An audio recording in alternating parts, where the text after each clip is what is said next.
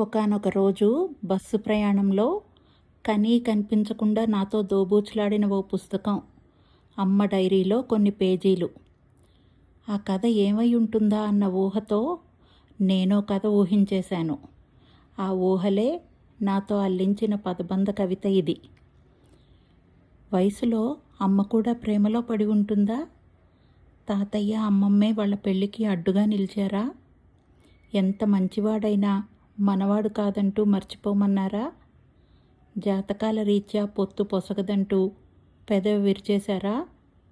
అరక్షణంలోనే ఆధారమే లేని ఎంతలేసి ఆలోచనలు.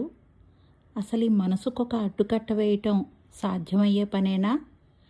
కంటపడ్డ కొన్ని అక్షరాలే ఇంతగా కనికట్టు చేసేశాయా? సజావుగా పేరైనా చూడకుండానే నేనో కథ అల్లేశానా? వెనుక పేజీలో ఆఖరి వాక్యమే ఈ మాయాజాలానికి మూలమా? ఎన్నెన్ని ఊహలు! చదివాకే అసలు విశేషాలు. సరేనా?